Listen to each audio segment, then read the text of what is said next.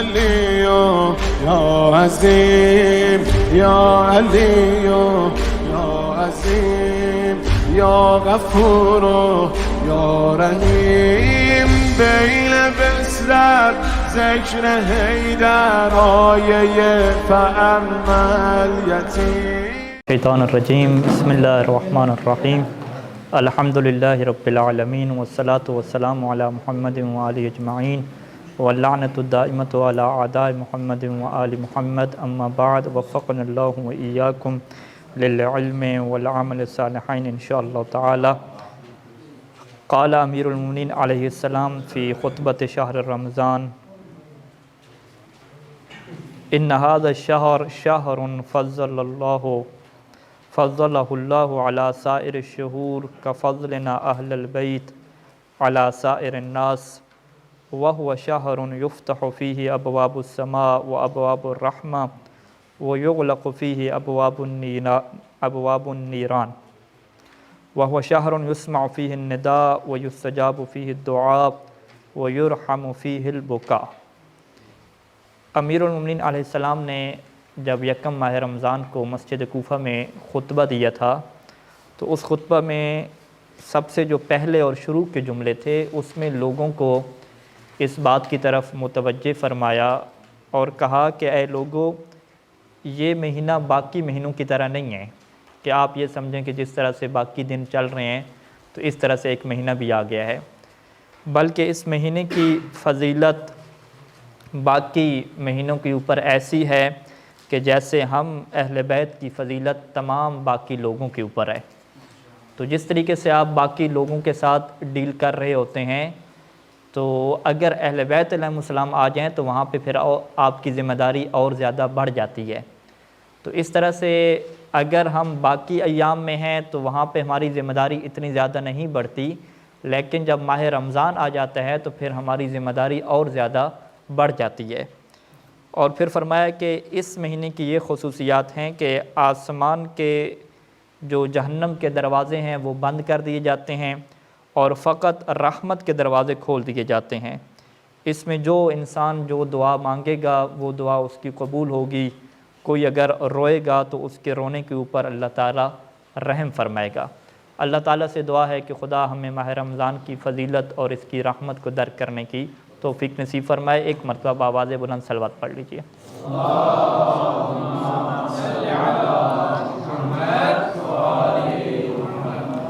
گزشتہ دو درس روزے کی نیت کے متعلق اور سحر و افطار کے اوقات کے متعلق مکمل ہوئے ہیں. ان دو دروس کے متعلق جو سوالات بنتے ہیں وہ سوالات آپ لکھ لیجئے تاکہ بعد میں جو ہے وہ ان سوالات کے اوپر کیا ہے ہماری ڈسکشن اگر ہو تو جواب کیا ہے آپ نے تلاش کر کے رکھے ہوئے ہوں، یعنی پہلے سے پیپر آؤٹ کر رہے ہیں تاکہ جواب کیا ہے اس کے سامنے ہو جائیں. سب سے پہلا یہ سوال ہوگا کہ نیت کا مطلب کیا ہے. جی پہلا سوال کیا ہے کہ نیت کا مطلب کیا ہے. آپ اضافی اگر لکھنا چاہیں تو لکھ سکتے ہیں کہ کیا نیت کا مطلب دل سے خیال کا گزارنا ہے یا کچھ اور مطلب ہے. ٹھیک ہے، یہ سوال کی وضاحت کے لیے آپ ہنٹ لکھ لیں. تو اس کے جواب میں آپ کیا بتائیں گے؟ جی آپ یہ بتائیں گے کہ نیت انسان کا ارادہ ہوتا ہے، انسان دل میں کیا سوچ رہا ہے، کیا کرنا چاہ رہا ہے، اس کا ارادہ اور اختیار، جس کو ہم اپنی زبان میں کیا کہتے ہیں کہ پروگرام اس بندے کا کیا ہے، کیا کرنا چاہ رہا ہے، یہی کیا ہوتی ہے، نیت ہوتی ہے. اور جتنے بھی متدین افراد ہیں ماہ رمضان کے جیسے چاند نظر آتا ہے تو ان کے دل میں یہ نیت ہوتی ہے کہ وہ روزہ رکھیں گے. تو اس سے ہم کیا کہتے ہیں کہ پورے ماہ رمضان کی ایک ساتھ نیت ہو جاتی ہے روزہ رکھنے کی. اب یہاں پہ وہ سحری نہ بھی کھا سکیں، سوئے رہیں تو پھر بھی ان کا روزہ ٹھیک ہوگا. کیوں؟ کیونکہ ان کے پاس روزے کی نیت موجود ہے. تو یہ ایک جواب آپ بنے گا جسے آپ مختصر لکھ لیں گے. دوسرا سوال جو اہم ہے کہ نیت میں اخلاص کا مطلب کیا ہے. نیت میں اخلاص کا مطلب کیا ہے. اس سوال میں ہم نے بحث کیا کی تھی؟ ضمیمہ کی. ٹھیک ہے، یعنی یہ آپ سوال لکھیں، نیت میں اخلاص کا کیا مطلب ہے اور کیا ضمیمہ سے اخلاص ختم ہو جاتا ہے. ضمیمہ کوئی چیز ضم کرنا، یعنی اللہ کے لیے بھی ہوگی، ساتھ کیا ہے صحت بھی ملے گی. ٹھیک ہے، وضو بھی کریں گے اور ساتھ کیا ہے فریشمنٹ بھی ہوگی. ضمیمہ، اسے کیا کہتے ہیں؟ ضمیمہ کہتے ہیں۔ نیت میں اخلاص کا مطلب کیا ہے، اور کیا ضمیمہ سے اخلاص ختم ہو جاتا ہے؟ جی، اس سوال کے جواب میں آپ کیا بحث کریں گے؟ داعی اور قصد، یہ دو کیا ہے؟ الگ الگ آپ بحث کریں گے۔ آپ یہ کہیں گے کہ اگر داعی اور محرک کی حد تک ضمیمہ ہے تو پھر کوئی ایشو نہیں ہے، مشکل نہیں ہے، لیکن اگر یہی ضمیمہ کس کے اندر ہے؟ نیت کے اندر ہے، خود قصد کے اندر ہے، تو پھر اخلاص ختم ہو جائے گا۔ تو اس کے لیے جن کو اتنا زیادہ سمجھ نہیں آئی تو وہ دوبارہ کیا درس کو ایک دفعہ سن لیں، انشاءاللہ یوٹیوب پہ ڈال دیں گے تو وہ دوبارہ آپ صحیح طریقے سے سنیں اور اس چیز کو کیا سمجھیں۔ 2 سوال ہو گئے۔ تیسرا سوال، روزے کی نیت کا دوام، روزے کی نیت میں دوام اور استمرار کا کیا مطلب ہے؟ روزے کی نیت میں دوام اور استمرار کا کیا مطلب ہے؟ دوبارہ سن لیجئے بلکہ سے بارہ، روزے کی نیت میں دوام اور استمرار کا کیا مطلب ہے؟ ٹھیک ہے، اس کا کیا مطلب ہے کہ اگر انسان کسی بھی ٹائم پہ یہ سوچ لے کہ بس میں روزہ ختم کرتا ہوں، میں جو ہے وہ کھاتا پیتا ہوں، بریانی آ گئی ہے تو اب ہم کھانے لگے ہیں، ٹھیک ہے، یوں نیت کر لے تو اس کا روزہ کیا ہو جائے گا؟ احتیاط واجب کے طور پہ باطل ہو جائے گا۔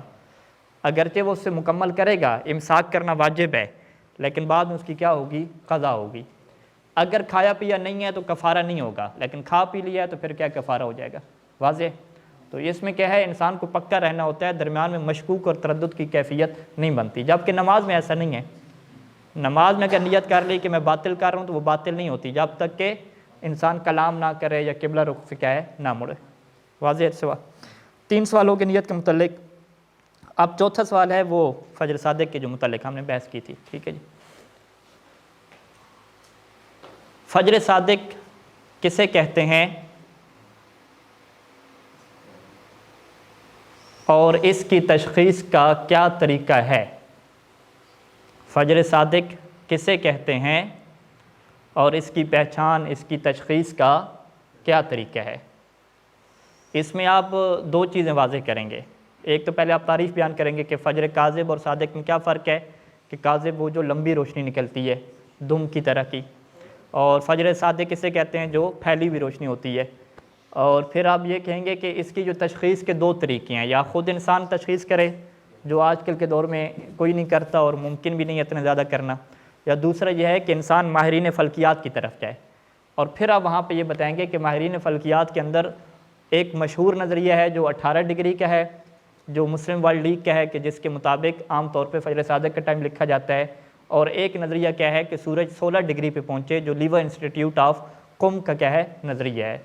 تو یہ 2 نظریوں میں ہے، اور اس میں اصل ہماری ذمہ داری کیا ہے کہ اگر مشہور نظریے کے اوپر ہمیں اطمینان ہے تو ہم ان کے مطابق چل سکتے ہیں، اگر اطمینان نہیں ہے تو جب تک یقین نہ ہو فجر صادق کا اس وقت تک ہم نماز نہیں پڑھ سکتے، اور اگر یقین نہ ہو فجر صادق کا تو کھانا پینا بھی ہمارے نزدیک کیا ہو جائے گا؟ ہمارے لیے جائز ہو جائے گا۔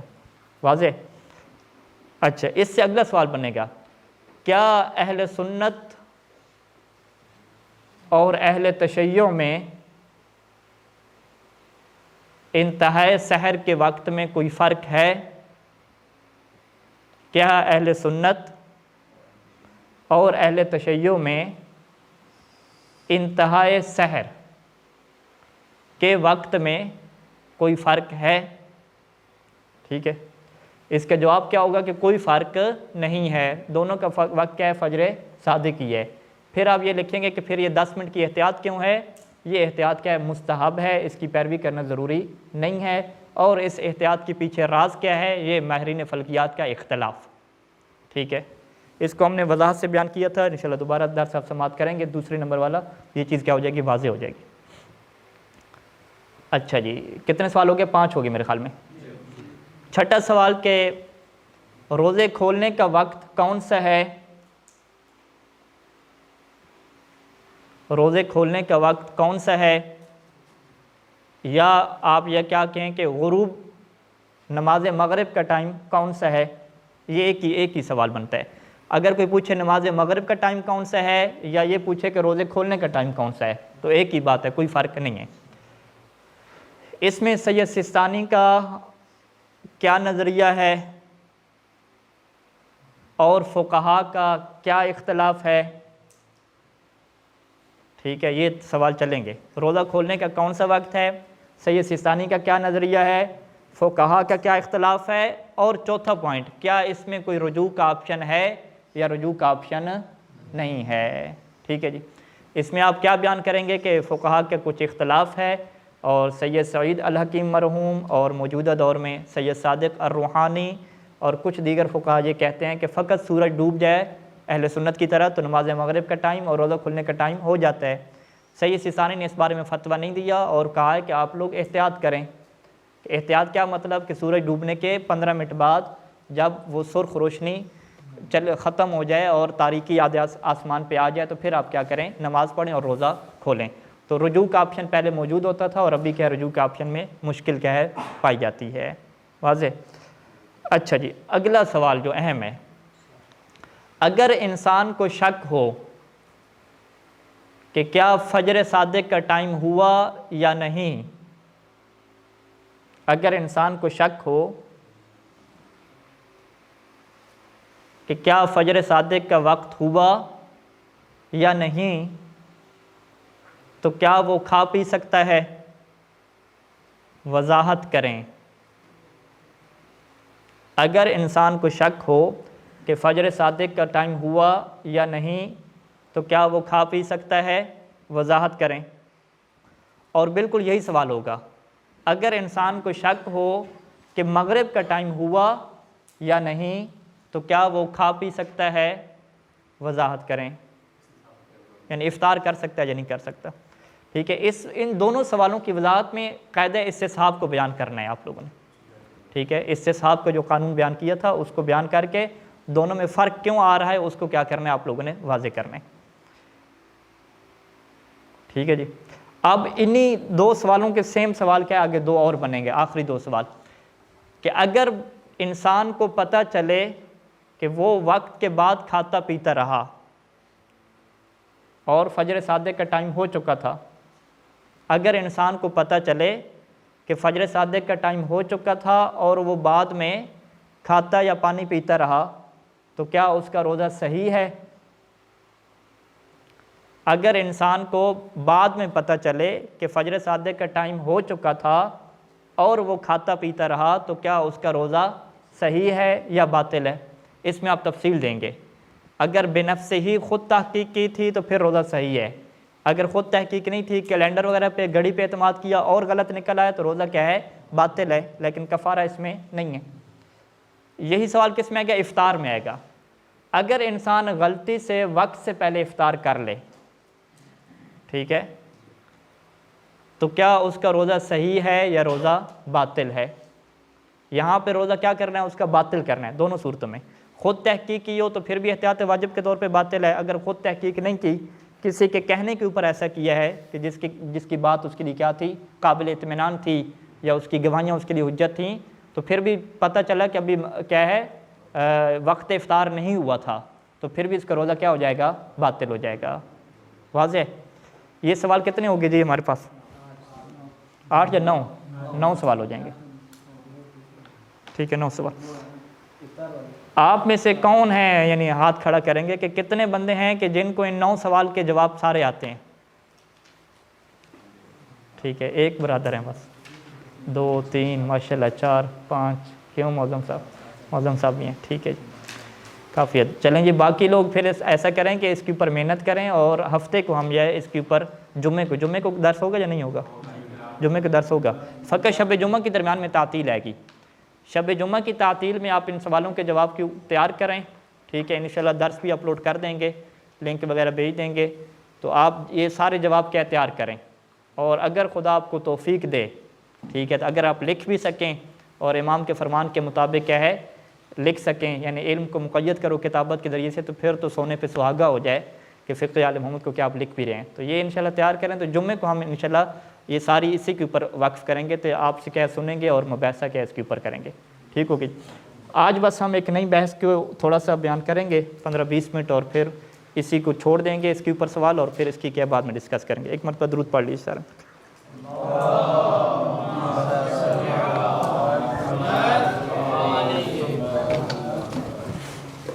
اچھا، مفطرات روزہ یعنی وہ چیزیں جو روزے کو کیا کرتی ہیں؟ باطل کرتی ہیں۔ لفظ سے مفطرات بھی بولا جاتا ہے اور مفطرات بھی کیا ہے؟ بولا جاتا ہے، دونوں کے استعمال ہوتے ہیں۔ درس خارج کے اساتذہ سے ہم نے اکثر طور پہ مفطر کا کیا لفظ سنا ہے، ٹھیک ہے؟ مفطر یعنی باب تفاعل سے یا باب تفعیل سے، باب تفعیل سے، ٹھیک ہے؟ فطر یفطر و مفطر، یا باب افعال سے افطر یفطر مفطر۔ باب تفعیل اور باب افعال دونوں متعدی کے لیے استعمال ہوتے ہیں اور ایک ہی معنی میں کیا استعمال ہوتے ہیں، کوئی اتنا ایشو نہیں ہے۔ بہرحال مفطرات روزہ کہیں یا مفطرات روزہ کہیں، اس میں سے ہم کیا ہے دو چیزوں کو کیا ہے آج کیا ہے ڈسکس کریں گے، ٹھیک ہے جی؟ حقیقت میں کیا ہے تین چیزیں ہیں، عقل اور شرب، اور ادھر جو ہے وہ اس کو اردو میں الامالہ لکھتے ہیں یا اردو میں لکھتے ہیں، ہاں حقنہ لکھتے ہیں، ٹھیک ہے جی؟ اچھا جی، نقطہ اشتراک کیا ہے کہ کھانے اور پینے کی کیا تعریف ہے، ٹھیک ہے جی؟ ایک قانون کلی میں آپ کو دے رہا ہوں جو سید سیستانی نے کیا بیان فرمایا ہے، اس سے پھر ساری چیزیں کیا ہیں شکیں نکلیں گی۔ کھانے اور پینے کا تعلق کیا ہے کہ انسان کا کیا ہے حلق ہے، حلق کا کیا رستہ ہے، حلق کے رستے سے کوئی چیز کیا ہے اندر چلی جائے پیٹ میں، ٹھیک ہے جی؟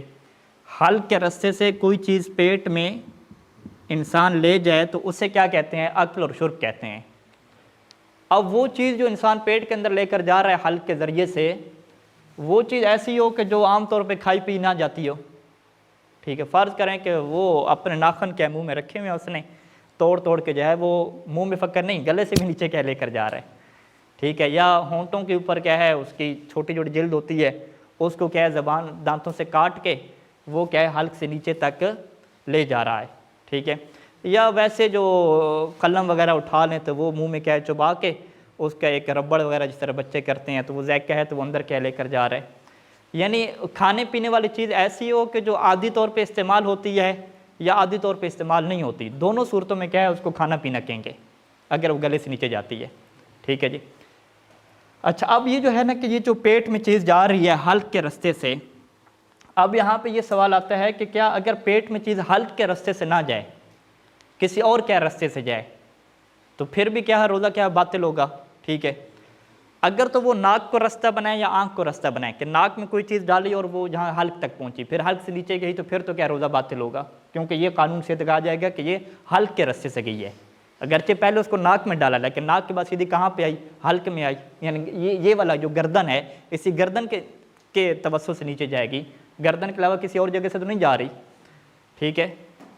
پھر باقی کیا بچتے ہیں کہ اگر آپ نے کیا ہے انجیکشن لگایا، یعنی حلق والا نسا نہیں، انجیکشن لگایا اس کے ذریعے سے چیز کیا اندر پہنچائی، ڈرپ لگائی اس کے ذریعے سے چیز اندر پہنچائی، اسی طریقے سے حقنہ میں آ جائے گا کہ جو مخرج ہے، ٹھیک ہے؟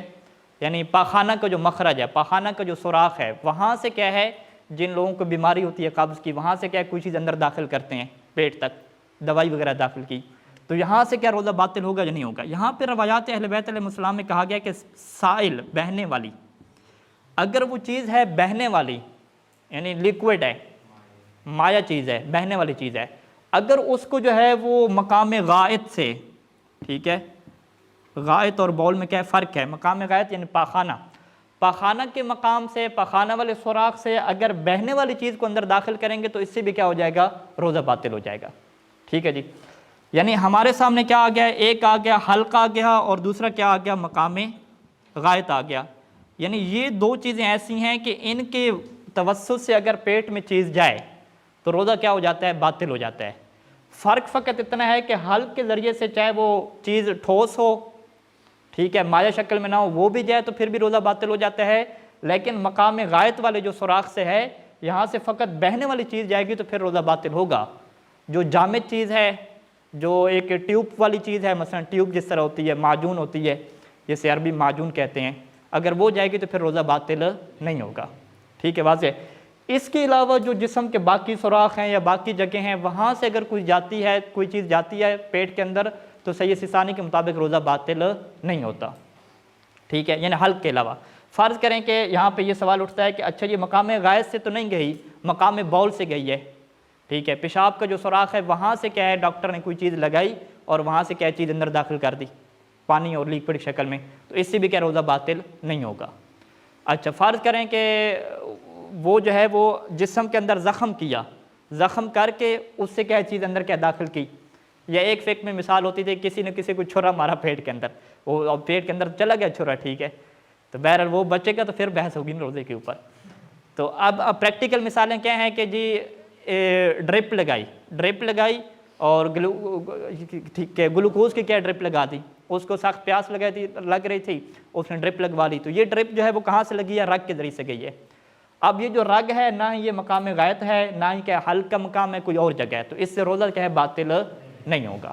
بس ابھی جب سوال ہوں گے کہ ہاں جی انجیکشن لگانے سے روزہ باطل ہوتا ہے یا نہیں ہوتا، آپ کیا کہیں گے کہ نہ یہ اکل و شرب میں آتا ہے کیونکہ اکل و شرب تو حلق سے ہوتی ہے، اور نہ یہ حقنہ میں آتا ہے، ٹھیک ہے، کیونکہ حقنہ کا سوراخ کیا ہے وہ مقام غائط والا ہے، پھر یہ کہاں پہ جائے گی، آپ کہیں گے نہیں اس سے روزہ باطل نہیں ہوتا۔ اچھا وہ کہیں گے بھی انجیکشن جو ہے وہ طاقت والا ہے، انرجی والا ہے، آپ کہیں گے بے شک انرجی والا ہوتا رہے روزہ باطل نہیں ہوتا۔ اچھا وہ کہیں گے جی رگ میں لگا رہے ہیں، کہ بے شک رگ میں لگا رہے ہیں، روزہ کیا باطل نہیں ہوگا۔ یہ کس کا موقف ہے، یہ سید سیستانی دامت ظل العالی کا کیا موقف ہے۔ بس اس سے مزید ہم کیا کہیں گے کہ کچھ فقہا یہ کہتے ہیں کہ اگر رگ سے کے ذریعے سے آپ طاقت والی چیز اندر پہنچا رہے ہیں جسم میں، تو وہ کہتے ہیں کہ بھئی یہاں پہ احتیاط واجب آپ کریں، اور احتیاط کے طور پہ کیا روزہ آپ دوبارہ رکھیں، یہ بھی مکمل کریں، لیکن احتیاط کرتے ہوئے ایسا کام آپ نہ کریں۔ تو مثال کے طور پہ آیت اللہ سعید علی خامنہئی حافظ اللہ کے یہ کیا ہے احتیاط واجب ہے، کہ انہوں نے کہا ہے کہ اگر رگ کے ذریعے سے کوئی غذا والی چیز اندر پہنچا رہے ہیں تو احتیاط واجب کے طور پہ کیا روزہ آپ کا ٹوٹے گا۔ یعنی احتیاط واجب کا مطلب کیا ہوتا ہے کہ روزہ بھی مکمل کریں گے احتیاط کے طور پہ، بعد میں احتیاطاً اس کی کیا کریں گے قضا بھی کریں گے۔ تو چونکہ ان کی احتیاط ہے، احتیاط میں وہ بھی اجازت دیتے ہیں رجوع کرنے کی، تو اس میں کیا سید سیستانی کی طرف رجوع کیا جا سکتا ہے، تو اس میں کوئی ایشو نہیں آئے گا۔ تو بہرحال سید سیستانی کی جو نظریہ ہے وہ آپ کے سامنے آ گیا کہ پیٹ تک جو چیز پہنچ رہی ہے اگر وہ حلق کے ذریعے سے ہے یا مقام غائط والے سوراخ سے اور وہ چیز لیکوڈ ہے تو پھر روزہ باطل ہوگا، وگرنہ روزہ باطل نہیں ہوگا۔ جی جی ہاں نہیں وہ ہم بحث کریں گے۔ سگریٹ میں کیا ہے دھواں جاتا ہے اندر، ٹھیک ہے، اب وہ دھواں کیا ہے پیٹ میں جاتا ہے یا وہ اس میں جاتا ہے پھیپھڑوں میں جاتا ہے، ٹھیک ہے، اس کی الگ روایات ہیں۔ سگریٹ کی روایات آگے، دھوئیں اور باپ کی، اس کو ہم آج بحث نہیں کرتے، پھر ہم کیا اس کے اوپر بحث کرتے ہیں سارے۔ ہاں اب یہ چیزیں ہم لے کر آ رہے ہیں انشاءاللہ۔ اچھا جی یہاں پہ اب کچھ چیزیں ایسی ہیں کہ جس میں ہم یہ سوال اٹھائیں گے کہ روزہ اس سے باطل ہوگا یا نہیں ہوگا۔ اس میں ایک چیز جو معظم صاحب نے ذکر کی، نسوار، ٹھیک ہے جی، سید خوئی علیہ رحمہ نے جو ہے وہ نسوار کا ذکر کیا تھا منہاج الصالحین میں، کہا تھا کہ بعض علاقوں میں اسے کیا کہتے ہیں نسوار کہتے ہیں۔ قانون کیا آئے گا، قانون آپ کے سامنے آ گیا، ٹھیک ہے، آپ یہی قانون دیں گے بھئی اگر تو نسوار آپ نے فقط منہ کے اندر رکھی ہوئی ہے اور اس کے ذرات پگھل کے اندر نہیں جا رہے حلق سے نیچے، تو پھر روزہ آپ کا باطل ہوگا یا نہیں ہوگا، باطل نہیں ہوگا، ٹھیک ہے جی۔ ہاں ذائقہ جاتا ہے، ذائقے میں اب وہ فقط ذائقہ جا رہا ہے یا اس کے اجزاء بھی جا رہے ہیں، دو الگ بحثیں ہیں۔ ذائقے کا تعلق کس سے ہے، زبان سے ہے۔ دیکھیں یہ چیز ایک سائنس کے والے سے بھی ہے اور آپ کی ہے کہ ذائقہ جو محسوس کرنے کی چیز ہے اس کا گلے سے کوئی تعلق نہیں ہے، وہ جو زبان ہے اس کے اوپر جو ایک خاص لیئر ہے، جلد ہے، اس کے اندر یہ صلاحیت ہوتی ہے کہ وہ ذائقہ محسوس کرتی ہے، ٹھیک ہے۔ اس کے اوپر آپ نے کوئی چیز بھی رکھی چاہے وہ گلے سے نیچے نہ بھی جائے، ذائقہ آپ کو محسوس ہو جائے گا، ٹھیک ہے جی۔ آنکھ میں ڈراپ ڈالا، اس کا ذائقہ کیا ہے محسوس ہو جائے گا منہ میں، کیونکہ اس کا سارے ذائقے کا تعلق کیا ہے منہ کے کچھ چیزیں ہیں لیئرز ہیں، اس سے ذائقے کا تعلق ہے۔ تو یہاں پہ فقہا یہ بحث کرتے ہیں کہ اگر فقط ذائقہ محسوس ہو رہا ہے اور اس ذائقے کے اندر لعاب دہن کے اندر وہ جو اجزاء ہیں اس چیز کے وہ پگھل کے نہیں آئے، ٹھیک ہے، وہ پگھل کے حلق سے نیچے نہیں اترے، فقط ذائقہ محسوس ہو رہا ہے تو اس سے روزہ باطل نہیں ہوگا۔ جیسے مثال کے طور پہ وہ کیا بحث کرتے ہیں کہ اگر آپ نے نمک چکھنا ہے کہ کھانے میں نمک ہے یا پورا نمک ہے یا پورا نمک نہیں ہے، تو آپ کیا ہے اس کھانے کو کیا ہے زبان پہ رکھتے ہیں، زبان کے اوپر والے رکھیں گے، جیسے رکھیں گے ذائقہ آپ کو محسوس ہو جائے گا، ذائقہ محسوس ہو گیا، اس کے بعد آپ کیا ہے اس کو تھوک دیں، ذرات اس کے ختم ہو گئے، ذائقہ آپ نے فیل کر لیا، ذائقہ فیل کرنے سے کیا ہے روزہ باطل نہیں ہوتا۔ اسی طریقے سے بچے کی غذا کو چکھنا تھا کہ وہ نرم ہے یعنی یا جو ہے وہ سخت ہے یا وہ گرم ہے یا ٹھنڈی ہے یا اس کے اندر میٹھا زیادہ ہے یا تھوڑا ہے، وہ منہ کے اوپر رکھا چکھ لیا کیا مطلب، یعنی اگر گلے سے نیچے اتاریں گے تو پھر روزہ باطل ہوگا، گلے سے نیچے نہیں اتارتے تو پھر کیا روزہ باطل نہیں ہے، ذائقے محسوس ہوتے رہے، اس سے کہ کوئی ایشو نہیں ہے۔ واضح؟ نہیں تمام کیسی ہے ذائقے کو، یہ روایات اہل بیت علیہ السلام میں بھی ہے کہ وہ خاتون کے لیے کہا تھا کہ وہ سالن اسے چکھنا پڑتا ہے، تو امام نے کہا کہ چکھ لے، کوئی اس میں ایشو نہیں ہے، بلکہ جو علج کا مسئلہ ہوتا ہے، ببل کا مسئلہ ہوتا ہے، وہ امام نے بیان فرمایا تھا کہ ببل سے بھی کیا روزہ باطل نہیں ہوتا، لیکن وہ کون سی ببل جو اس زمانے میں تھی، وہ کون سی والی ببل تھی کہ جس کے اثراً اجزاء ختم نہیں ہوتے تھے، ایسا نہیں ہے کہ بڑی ہے پھر چھوٹی ہو گئی ہے، وہ منہ کے اندر ایسے چلتی رہتی تھی، اور جسے ہم کیا کہتے ہیں طبی کیا ہے نیچرل ببل، نیچرل ببل سخت ہی ہوتی ہے، کڑوا تھوڑا سا پن ہوتا ہے، درختوں سے بنتی ہے، ٹھیک ہے، بلکہ ایک روایت میں یہ بھی تھا کہ امام نے فرمایا تھا کہ میں نے جو ہے وہ کھائی ہے ببل روزے کی حالت میں، کھائی ہے یعنی چبائی ہے اس کو، تو وہ چبانے سے کچھ نہیں ہوتا، اس کے فوائد وہ بیان کرتے تھے کہ معدے کی ہیٹ اپ کو ختم کرنے کے لیے، اور باقی اس کا کیا ہے وہ لعابدان منہ میں بنتا رہتا ہے تو اس کا کیا ہے فائدہ ہوتا ہے، تو وہ کون سی ببل ہے جو فقہ میں ذکر ہوتی ہے، علج کے نام سے روایات میں، عین لام کاف کو آپ کیا سرچ کریں، ٹھیک ہے، عین لام اور کاف، تو یہ کون سی ہے کہ جس کے اجزاء ٹوٹ کے اندر نہیں جاتے تھے، وہ فقط منہ کے اندر رہتے تھے اور لعابدان کا ایک بناتی تھی، ٹھیک ہے۔ اچھا جی، آپ کتنے چیزیں آگے نسوار کے بارے میں ہم کلی قانون یہی دیں گے، ہم کہیں گے بھئی آپ لوگ نسوار رکھتے ہیں تو آپ خود تحقیق کریں، کیونکہ موضوع کی تحقیق مکلف کا اپنا کام ہوتا ہے، ہم نے آپ کو کلی قانون دے دینا ہے کہ اگر اس کے اجزاء ٹوٹ کے آپ کے اندر نہیں جا رہے یا لعابدان کے اندر مکس اپ ہو کے نہیں جا رہے تو روزہ باطل نہیں ہوگا، اگر فقط آپ کو ذائقہ محسوس ہو رہا ہے، ظاہری بات ہے وہ کڑوی چیز ہوگی، میٹھی ہوگی، ذائقہ تو محسوس ہوگا، ذائقے محسوس ہونے کا کوئی ایشو نہیں ہے، اس سے روزہ باطل نہیں ہوتا۔ دوسری چیز سالن وغیرہ چکھنا، بچے کے لیے یا بیوی ہے تو شوہر کے لیے، ٹھیک ہے، تو یہ سالن چکھنے میں بھی یہ قانون رہے گا کہ اگر فقط زبان کے اوپر رکھیں اور ذائقہ محسوس کر لیں پھر کیا ہے اس کے اجزاء کو پھینک دیں باہر تو اس سے بھی کیا روزہ باطل نہیں ہوگا۔ تیسری چیز کہ منہ کے اندر کوئی چیز ڈالنا، چاہے کوئی سکہ ڈال لینا، ٹھیک ہے، یا جو ہے وہ جناب علی ببل وغیرہ ڈال لینا، لیکن کون سی ببل؟ جس کے اندر چینی اور مٹھاس مکس ہو کے لعابدان کے ذریعے سے نیچے نہ اترے، فقط ایک منہ کے اندر کیا ہے وہ مکس ایسے ہی وہ ہلتی رہے جلتی رہے، کبھی چھوٹی ہو جائے کبھی بڑی ہو جائے، جو نیچرل ہوتی ہے، اس سے بھی کیا روزہ باطل نہیں ہوگا، ٹھیک ہے، یہ ساری چیزیں اس میں آ جائیں گی۔ اسی طریقے سے جو ہے وہ جو روایات میں چیز بیان کی گئی ہے کہ میاں بیوی کا کیا ہے آپس میں کسنگ کرنا اور زبان کو چوسنا یا بچے کی زبان کو چوسنا، اس سے بھی کہ امام نے کہا کہ روزہ باطل نہیں ہوتا، ٹھیک ہے، یہ ساری چیزیں کیا ہیں روایات میں موجود ہیں، فقہاء نے اپنی طرف سے بیان نہیں کی کہ آپ کہیں کہ یہ کیسی باتیں لکھ رہے ہیں، ٹھیک ہے جی۔ ایک مرتبہ درود پڑھ لیں سارے مل کے۔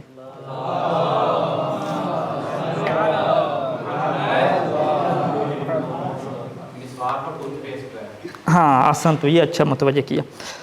یہاں پہ اب جو ہے وہ میں ایک منہاج الصالحین کھول لوں، وہاں سے جو ہے وہ آپ کو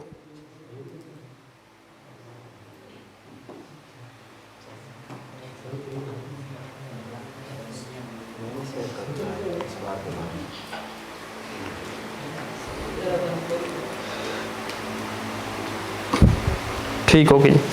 اچھا جی، تو مسواک اور ٹوتھ برش کے مسئلے کو کیا ہم ڈسکس کرنے جا رہے ہیں۔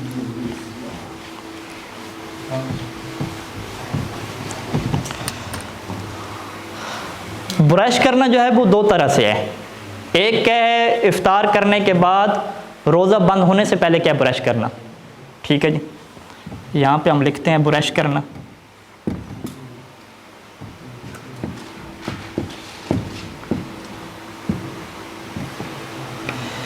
ایک کیا ہے جی روزہ بند ہونے سے پہلے، اس کو کیا لکھا جائے جی، قبل الفجر، ٹھیک ہے جی، اور دوسرا کیا ہے روزے کی حالت میں،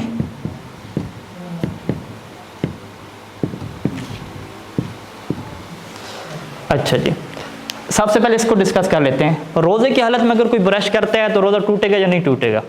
وہی پہلے والا قانون ہے کہ بھی اگر وہ برش کر رہا ہے تو وہ جو ٹوتھ پیسٹ ہے اگر اس کے اجزاء جو ہے وہ حلق سے نیچے جائیں گے تو روزہ ٹوٹے گا، اگر اس کے اجزاء نیچے نہیں جا رہے تو روزہ کیا ہے نہیں ٹوٹے گا۔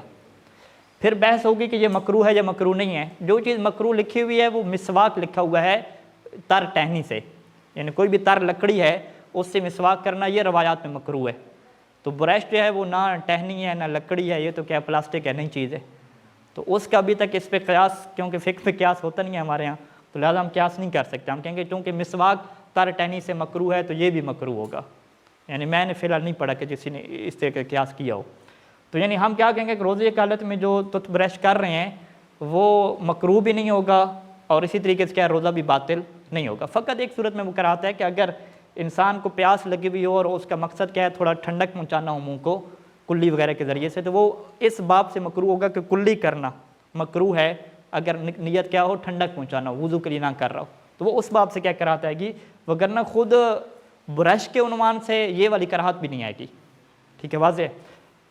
دوسرا یہ جو مسئلہ جو منہاج وغیرہ میں ڈسکس ہوتا ہے کہ روزہ بند کرنے کے بعد کیونکہ آپ کے منہ میں کیا ہیں جی ذرات رہ چکے ہیں، روٹی کے ذرات ہیں، ٹھیک ہے، گوشت وغیرہ کھایا ہے تو کباب وغیرہ کھائے ہیں، اس کے کیا ذرات موجود ہیں. تو اب آیا ان میں ایک تخلیل کرنا، وہاں پہ لفظ کیا آتا ہے تخلیل، یعنی کیا کرنا، تیلی وغیرہ کے ذریعے سے اس ذرات کو نکالنا یا برش کر کے نکالنا، یہ ضروری ہے یا ضروری نہیں ہے. ٹھیک ہے جی. یہ بحث کیوں پیدا ہوتی ہے، یہ اس وجہ سے بحث ہوتی ہے کیونکہ قبلہ صاحب نے کیا سو جانا ہے روزہ رکھ کے. جب وہ سوئیں گے تو اب جو دانتوں میں چیزیں پھنسی ہوئی ہیں وہ کیا ہیں جی حلق سے نیچے ہو سکتا ہے چلی جائیں، یا صبح اٹھیں گے ابھی سحری کی ہوئی ہے، نماز پڑھیں گے، تلاوت کریں گے، تو وہ جو باقی ذرات بچے ہوئے ہیں اس نے حلق سے نیچے جانا ہے. ٹھیک ہے. اب یہاں پہ وہ دو صورتیں بناتے ہیں، کیا اس کو اس بات کا اطمینان ہے کہ جو ذرات بچے ہوئے ہیں اگر ان کو فجر صادق سے پہلے میں نے نہ نکالا، چاہے برش کر کے ہو یا اخلال کر کے ہو، تو یہ کیا ہے میرے حلق سے نیچے چلے جائیں گے، اسے پتہ ہے. ٹھیک ہے. اس صورت میں ہم کہتے ہیں کہ برش کرنا واجب ہے، اخلال کرنا ضروری ہے. کیوں ضروری ہے؟ کیونکہ اگر وہ اخلال نہیں کرے گا تو اسے پتہ ہے کہ میرے یہ خود بخود کیا ہے اندر چلے جائیں گے، رہ جائیں گے. واضح.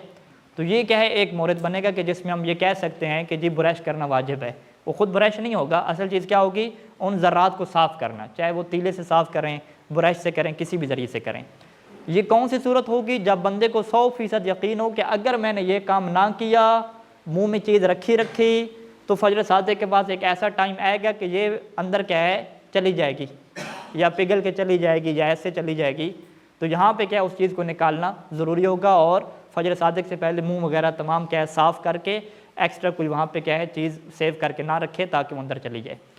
دوسری صورت کیا ہے کہ اطمینان نہیں ہے اسے، جو عام طور پہ ایسے ہی ہوگا، اس کا کہ مجھے کیا پتہ چلی جائے یا نہ چلی جائے، کوئی اس کے بعد کہ کنفرم نہیں ہے، یقین نہیں ہے. تو یہاں پہ برش کرنا کیا ضروری نہیں ہے. اب یہ سوال ہوگا کہ اگر وہ چیز اس کے حلق سے نیچے چلی گئی تو پھر ہم یہ کہیں گے کہ وہ ایک قانون ہم پڑھیں گے بعد میں، کہ اگر اس کے ارادے اور قصد سے نہیں گئی، یعنی وہ خود اس نے جان بوجھ کے اندر نہیں لے کر گیا، ویسے چلی گئی ہے، اس کا کوئی قصد اور ارادہ ہی نہیں تھا، تو پھر روزہ باطل نہیں ہوگا. اگر جان بوجھ کے اندر لے کر جائے گا تو پھر کیا روزہ باطل ہوگا. ٹھیک ہے جی. یعنی قبل الفجر کی ہم نے دو صورتیں بنائیں. ٹھیک ہے. پہلی صورت کیا ہے؟ اطمینان ہے کہ اگر برش نہ کیا تو اندر چلی جائے گی، یہاں پہ برش کرنا کیا ہو جائے گا؟ واجب ہو جائے گا. اور اگر اطمینان نہیں ہے، ٹھیک ہے، تو پھر ہم نے کہا ہے کہ برش کرنا واجب نہیں ہے. اب اگر یہ گلے کے اندر چیز چلی جاتی ہے تو اس کی وہ گزشتہ دو صورتیں ہوں گی کہ کیا قصد اور ارادے سے گئی ہے یا بغیر قصد کے گئی ہے. قصد اور ارادے سے داخل کریں گے تو روزہ باطل ہوگا، وگرنہ کیا روزہ باطل نہیں ہوگا. ٹھیک ہے، واضح ہے انشاءاللہ برش کا مسئلہ. ایک مرتبہ درود پڑھ سارے مل کے پڑھ لیں.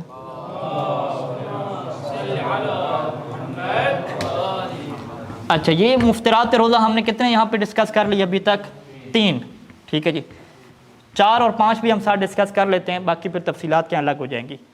چوتھا جو ہے جو روزے کو باطل کرتا ہے وہ کیا ہے؟ جماع ہے. ٹھیک ہے جی. اور 5واں جو باطل کرتا ہے وہ کیا ہے؟ استمناء ہے. ٹھیک ہے جی. اجماع لکھ رہا ہوں، جماع. ٹھیک ہے. اچھا، ان دونوں میں کیا فرق ہے؟ استمناء میں کیا ہے؟ منی خارج ہوتی ہے. جماع میں ممکن ہے کہ منی خارج نہ ہو. ٹھیک ہے، فقط دخول کیا، دخول کے بعد منی خارج نہیں ہوئی. تو جماع میں اگر وہ داخل کر لیتا ہے، فقط داخل ہی ہوگا تو روزہ اس کا کیا ہو جائے گا؟ ختم ہو جائے گا. ٹھیک ہے. کچھ عرصہ پہلے یہ واٹس ایپ پہ مسئلہ آیا تھا کسی کا کہ ان کے ذہن میں کیا تھا، میاں بیوی کے ذہن میں، کہ ہم نے یہ سمجھا ہوا تھا کہ اگر جماع کرنے کے بعد ڈسچارج کریں گے، یعنی منی خارج ہوگی، فارغ ہوں گے، تو روزہ کیا ہوگا؟ باطل ہوگا. اگر فارغ نہیں ہوتے، فقط بس دخول کرتے ہیں تو روزہ باطل نہیں ہوگا. تو یہ ایسی بات نہیں ہے. ہم کہیں گے نہیں، جماع خود مستقل مفطر ہے، چاہے منی خارج ہو یا منی خارج نہ ہو، اس سے کیا روزہ باطل ہو جاتا ہے. استمناء میں کیا ہے کہ اس میں منی خارج ہوتی ہے، اگر منی خارج ہوگی تو روزہ باطل ہوگا، اگر منی خارج نہیں ہوگی تو روزہ باطل نہیں ہوگا. لیکن ایک بندے نے استمناء کی کوشش کی اور منی خارج نہیں ہوئی تو وہاں پہ یہ بحث آئے گی کہ جب وہ استمناء کر رہا تھا تو اس سے اطمینان تھا کہ منی خارج ہو جائے گی. اگر اسے اطمینان تھا تو چاہے خارج نہ بھی ہو تو روزہ باطل ہو جائے گا. کیوں؟ اس کا قانون ہم وہاں سے بنائیں گے کہ کوئی بندہ بھی اگر یہ نیت کر لے کہ میں اس مفطر کا ارتکاب کرنے لگا ہوں، وہ جس طرح ہم نے کہا تھا بریانی کھانے لگا ہوں، انہوں نے کہا کہ بس میں بریانی کھانے لگا ہوں، تو وہ بریانی نہ بھی کھا پائے تو روزہ کیا ہو جائے گا؟ باطل ہو جائے گا۔ اس نے نیت کر لی کہ چلیں جی الیاذ باللہ من ذالک، میں کیا استمنا کرنے لگا ہوں، ٹھیک ہے، منی خارج ہو جائے اطمینان ہے، لیکن وہ اتفاقاً ہوئی نہیں، تو پھر بھی روزہ اس کا کیا ہو جائے گا؟ باطل ہو جائے گا۔ اگرچہ یہاں پہ کفارہ نہیں آئے گا، کفارے میں کب ہوگا؟ جب استمنا ہو جائے تو پھر کیا باطل ہوگا۔ یہ جو صورتیں ہیں کہ اطمینان تھا کیا نہ کیا، اس کی ہم ایک الگ بحث کریں گے۔ اس بحث کا کیا عنوان رکھیں گے کہ بعض اوقات روزے کی قضا واجب ہوتی ہے اور بعض اوقات کیا ہوتا ہے؟ کفارہ بھی ساتھ آتا ہے۔ وہاں پہ انشاءاللہ اس چیز کو کیا ڈسکس کریں گے کہ ایک بندے نے جماع نہیں کیا، فقط کیا ہے چھیڑ چھاڑ کی، ایک بندے نے یہ کیا وہ کیا، اس کی کیا صورت تھی، کیا حالات تھے، وہ سارے کیا وہاں پہ ڈسکس ہوں گے۔ تو یہ کتنی چیزیں ہمارے پاس ہو گئیں؟ 5 چیزیں ہوں گی۔ پہلا کھانا، دوسرا پینا، تیسری چیز کیا ہوگی؟ حقنا، ٹھیک ہے، اور اس میں شرط ہوگی کہ سائل اور بہنے والی چیز ہو۔ چوتھی چیز جماع ہو جائے گی، 5ویں کیا ہو جائے گی؟ استمنا ہو جائے گی۔ یہ جو 5 چیزوں میں سے کتنی چیزوں کے اوپر فتویٰ ہے، کتنی کے اوپر احتیاط واجب ہے، انشاءاللہ اس کو ہم تفصیل سے کیا کریں گے؟ ڈسکس کریں گے۔ ایک مرتبہ سارے مل کے درود پڑھ لیجئے۔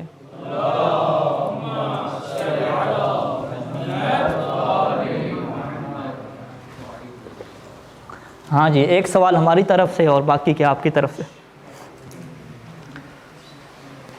روزے کی حالت میں جی برش کرنے کا کیا حکم ہے مولانا صاحب؟ کون بتائے گا جی اس کے جواب؟ جی آؤ صاحب۔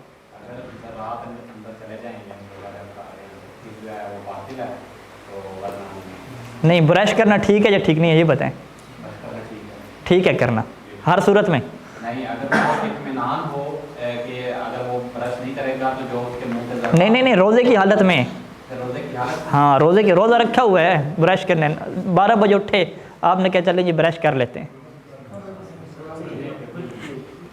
پریشان ہو گئے کیوں لگتا؟ کر سکتے ہیں، اس میں کیا کوئی مسئلہ نہیں، شرط وہی رہے گی کہ حلق سے نیچے کوئی چیز نہ جائے۔ اچھا، اب روزہ بند کرنے کے بعد فجر صادق سے پہلے برش کرنا یہ واجب ہے یا واجب نہیں ہے؟ 2 صورتیں کون بتائے گا جی؟ جی قبلہ صاحب۔ اس میں 2 صورتیں ہوں گی، ایک یہ کہ بھئی اسے معلوم ہے کہ اگر میں برش کرتا ہوں، اگر نہیں کرتا ہوں تو جو ذرات ہیں وہ اندر چلے جائیں۔ دوسرا یہ ہے کہ بھئی اگر میں نہیں کرتا اسے یقین نہیں ہے کہ بھئی ذرات اندر جائیں گے یا نہیں جائیں گے۔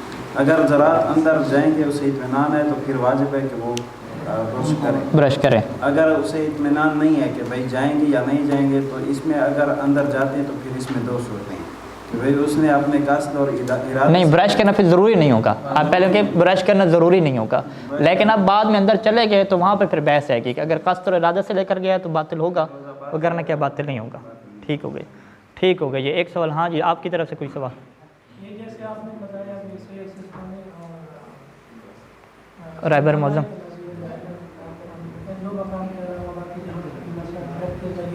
ہاں حافظ صاحب کا نہیں معلوم، دیکھنا پڑے گا، ٹھیک ہے۔ ہاں، نسوار کا کون مسئلہ بیان کرے گا؟ نسوار کا جی یار، نسوار یہ ہے کہ اگر رکھتا ہے اس کو یقین ہے اندر نہیں جائے گی، ذائقہ پتا چلتا ہے تو اس صورت میں اس کا روزہ باطل نہیں۔ ہاں، اگر اس کی ذرات اندر جاتے ہیں تو اس کو یقین ہے تو اس صورت میں روزہ باطل نہیں۔ انجیکشن اور ڈرپس لگانے کا کیا مسئلہ ہے؟ جائز ہے یا جائز نہیں ہے؟ کیوں جائز ہے بھائی؟ طاقت اس کو مل رہی ہے۔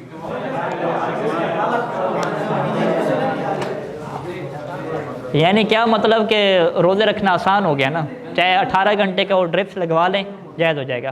فقط اس میں ایک صورت سید سیستانی نے بیان فرمائی تھی کہ اگر ایک بندہ ایسا ہے کہ اس کا آپریشن وغیرہ ہوا اور اس کے کھانے پینے کی ایک اور جگہ ڈاکٹروں نے بنا دی، ٹھیک ہے جی، حلق سے علاوہ کوئی اور چیز پیٹ میں لگا کے بنا دی، وہاں سے اس کی خوراک ڈال رہے ہیں، یا ناک سے کوئی چیز اس کی بنا دی وہاں سے خوراک ڈال رہے ہیں، تو اب یہ کھانا پینا کیا اس کی اوپر سیٹ کرے گا۔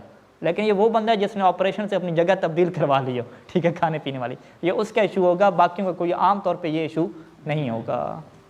چلیں جی، آپ لوگ یہ سوالوں کے جواب تیار کر کے رکھیں ساری چیزیں، اور بلکہ اگر زحمت نہ ہو تو یہ سوال اس کی بھی لکھ لیں آج، تاکہ ہم ہفتے کو سارے کیا ڈسکس کر لیں۔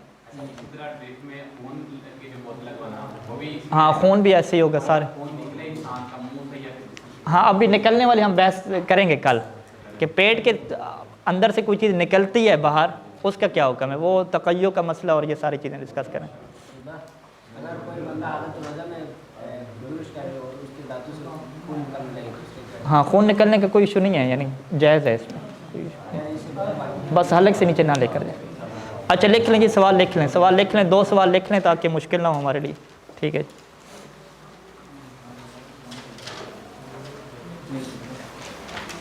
یعنی ابھی میں سوال لکھوں گا، اس میں وضاحت کریں گے تو سارا اس میں کیا جواب آ جائے گا. ہاں، روزے کی حالت میں ڈرپس اور انجیکشن لگوانے کے حوالے سے، روزے کی حالت میں ڈرپس اور انجیکشن لگوانے کے حوالے سے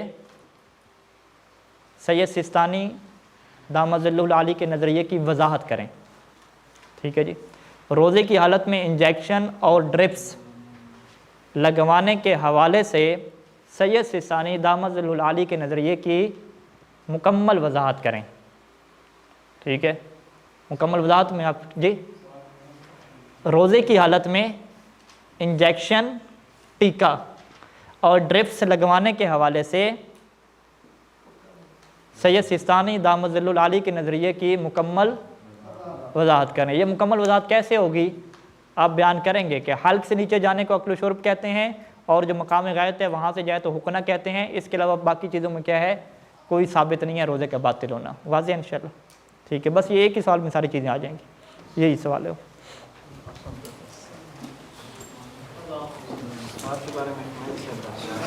کس کا؟